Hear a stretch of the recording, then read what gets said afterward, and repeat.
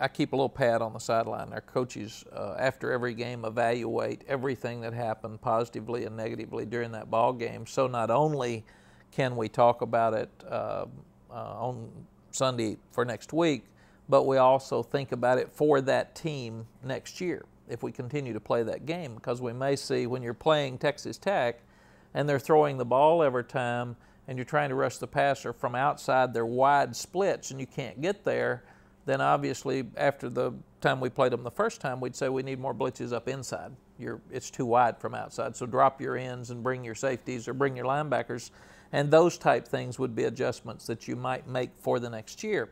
There would be times during a ball game, Mac, that if Vince Young's our quarterback and he's not on rhythm, and there's days you get up on Sunday and it's just not flowing and you can't figure out why it's not flowing. I prepared and it was good and you're all not in it and you're not watching and you're coloring and you're not paying attention and you're looking at your watch, and we have games like that where it's not there that day, and what we have to do is figure out some way to stir it up. So offensively we might go no huddle and pick up the pace just to get their heart rates and their minds a little bit quicker and get Vince where he's not thinking, because it may be because he's trying too hard.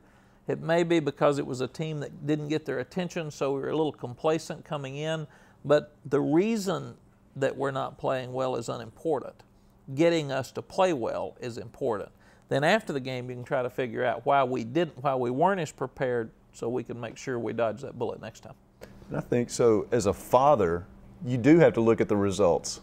You do have to look at the product, of how your kids behave, how they handle authority, how they handle successes and failures and that sort of thing. But the means determine the ends. But you use the ends to evaluate the means. No question. I asked my high school coach about 5 years ago, who had retired, are kids different now than they were when I was growing up? He said, no, parents are different. He said parents are not as disciplined with their kids. They're expecting someone else in a lot of cases to discipline their kids.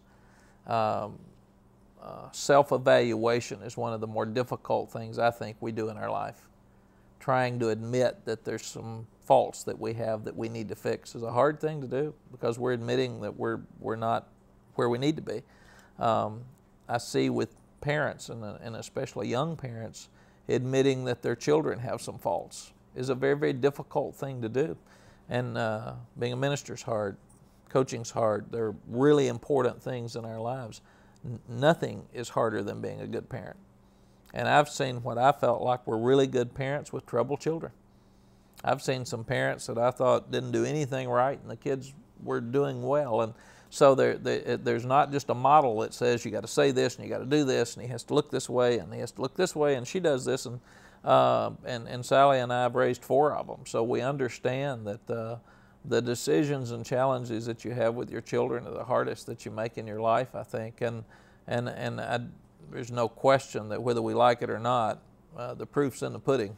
Because when you watch them and you see them, you're either proud of them or you've got some areas that you wish you would do better. And at some point, the children are accountable too.